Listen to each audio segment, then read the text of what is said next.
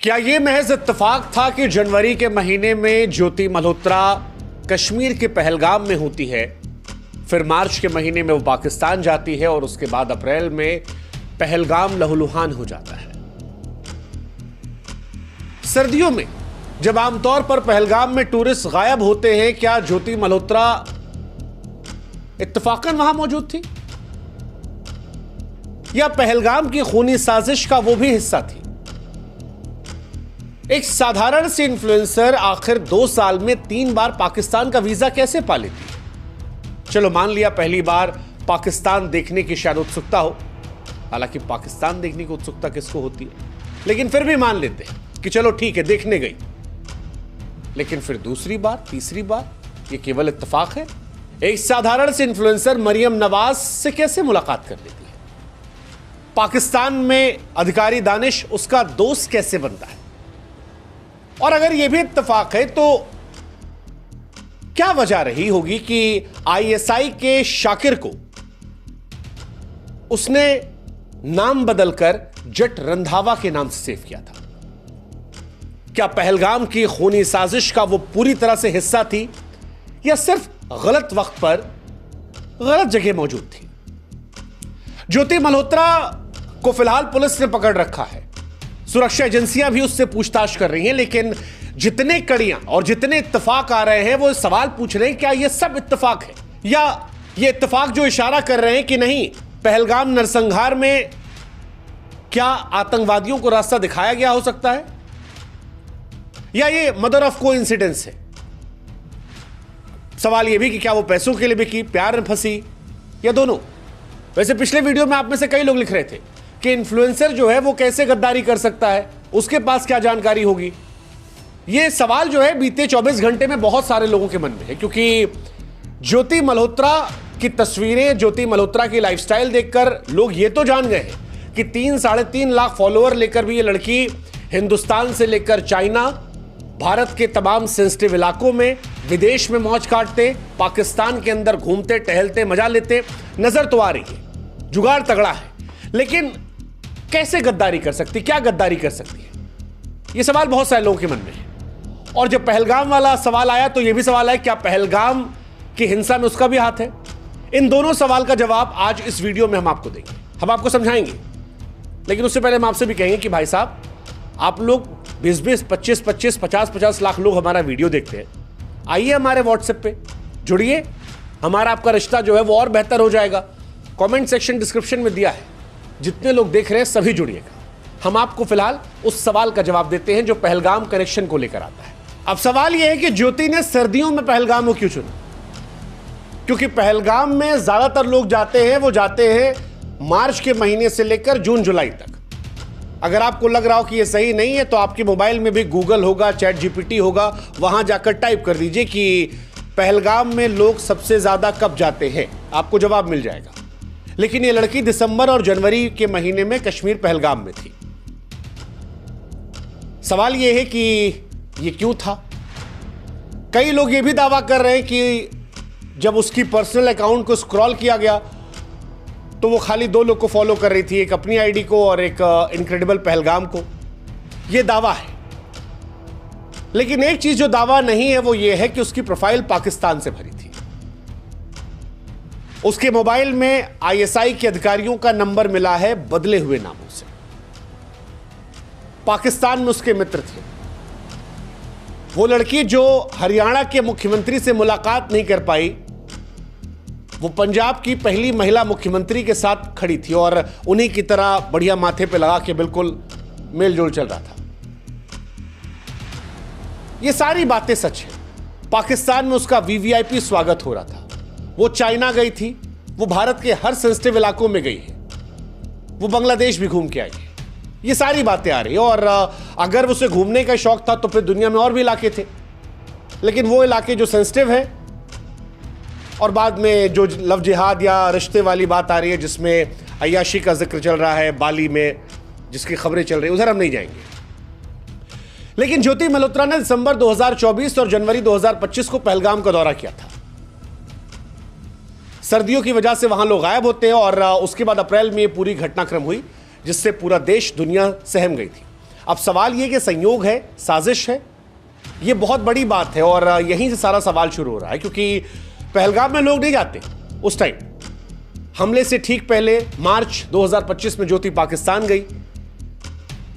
अब जब कहा जा रहा है कि उसके संबंध आईएसआई से थे, तो क्या आईएसआई को पहलगाम की सुरक्षा, सैन्य ठिकानों या रास्तों की जानकारी दी? आप में से कुछ लोग कहेंगे कैसे, हम आगे आपको बताएंगे कि इन्फ्लुएंसर्स का इस्तेमाल कैसे आईएसआई कर सकती है। ये सारी बातें आज हम आपको इस वीडियो में समझाएंगे। लेकिन कुल मिलाकर कहानी यही है कि पाकिस्तान और पहलगाम, ये दोनों का साथ आना शक की आग में घी को डालते हैं और इसी वजह से जांच एजेंसियां जो है उसके मोबाइल, लैपटॉप, उसके रिश्तों सबको खंगाल रही है। अब ये तो जांच के विषय है, लेकिन पाकिस्तान से उसका प्यार ये जांच का विषय नहीं है। और ये सवाल भी उठता है कि एक हिंदुस्तानी लड़की का पाकिस्तान से इतना प्यार क्यों था? क्या वो पाकिस्तान की जासूस थी या प्यार में पड़ गई थी किसी के, जिसके चक्कर में बार बार पाकिस्तान जा रही थी?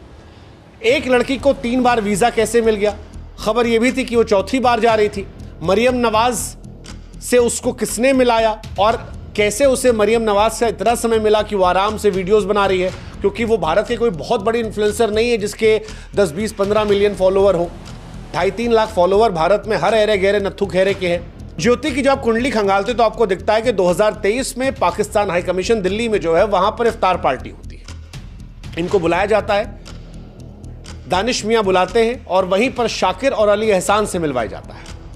अब सवाल ये कि दोस्ती थी या हनी ट्रैप? और फिर 3 बार पाकिस्तान इनका जाना होता है। पहली बार 2023 में 10 दिन का वीजा लेके, जिसके बारे में कहा जा रहा वहां आईएसआई से मुलाकात हुई। दूसरी बार अप्रैल 2024 में दोबारा पाकिस्तान, और तीसरी बार मार्च 2025 में फिर पाकिस्तान। 3 बार। और चौथी बार ये जानने वाली थी, उससे पहले इनको उठा लिया गया। मरियम नवाज का इंटरव्यू 2024 में उन्होंने किया था। पाकिस्तान की पहली महिला सीएम है और नवाज शरीफ की बिटिया है, और नवाज शरीफ के भाई जो शहबाज शरीफ है वो पाकिस्तान में प्रधानमंत्री है। नवाज शरीफ इमरान खान के पहले प्रधानमंत्री थे। अब एक साधारण से इन्फ्लुएंसर इतने बड़े बड़े लोगों में कैसे घूम रही है?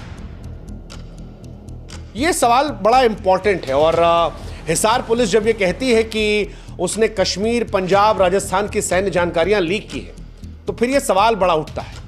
इसके अलावा इसकी शातिरपना भी दिखा। आईएसआई के शाकिर का नंबर जो था वो जट रंधावा के नाम सेव था।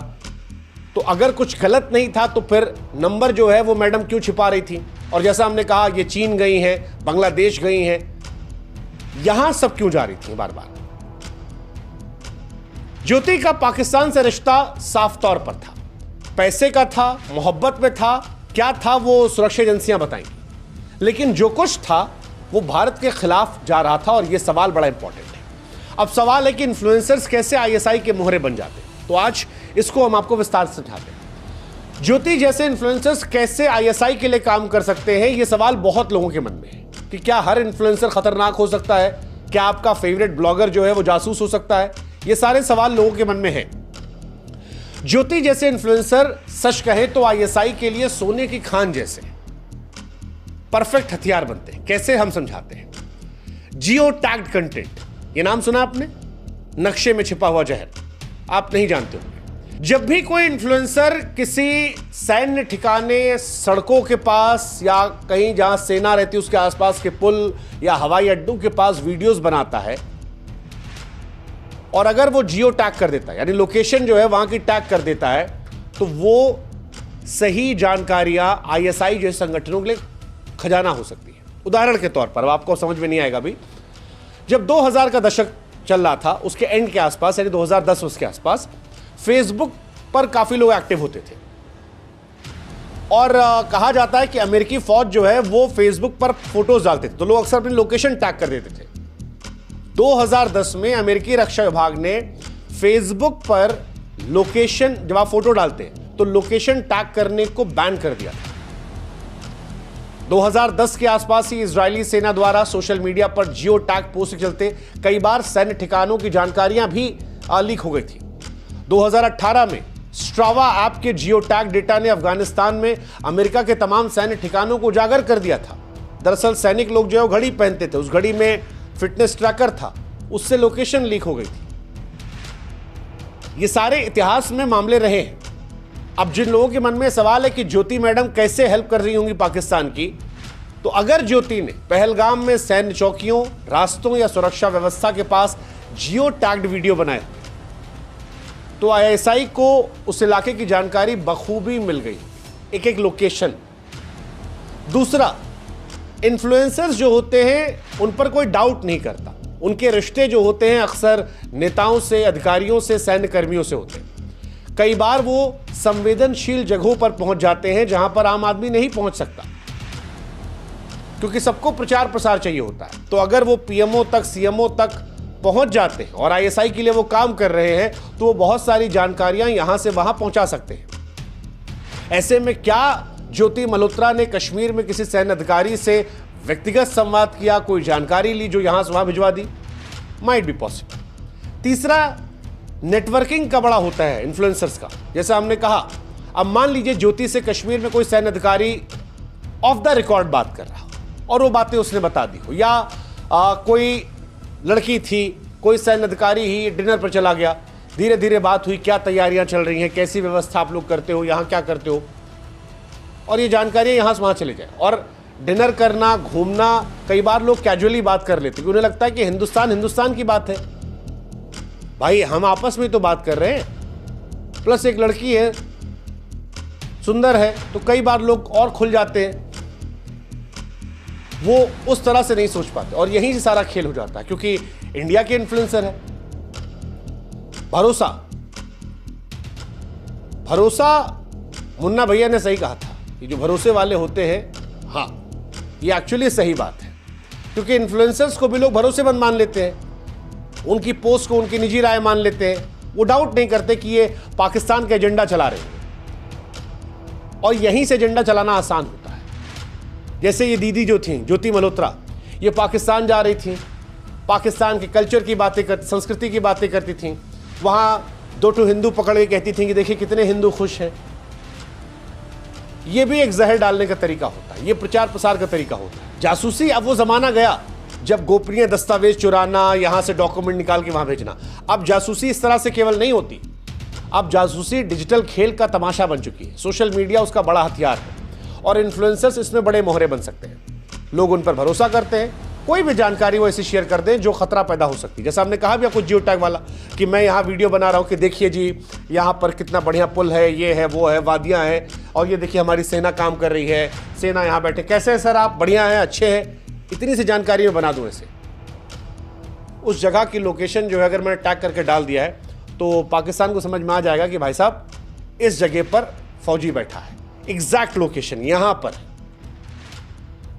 अब सवाल यह है कि ज्योति क्योंकि खुलकर आ गया कि वो पाकिस्तान के लिए काम कर रही थी, तो कैसे इन्फ्लुएंसर्स फंसते हैं? 4-5 तरीका है।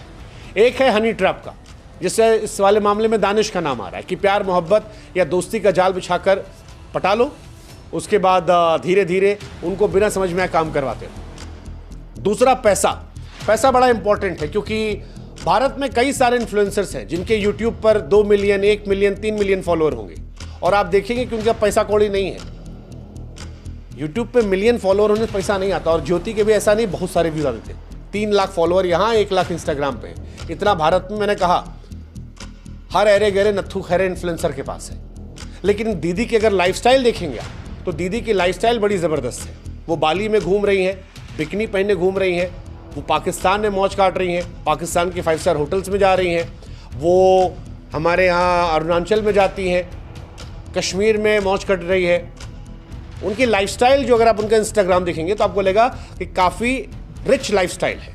जबकि इनके पिताजी का हम इंटरव्यू देख रहे थे तो वो कह रहे थे कि दिल्ली में बिटिया हमारी 25,000 में नौकरी करती थी, और पिताजी इनके गरीब लगते हैं, घर परिवार ऐसा नहीं कि बहुत रईस है।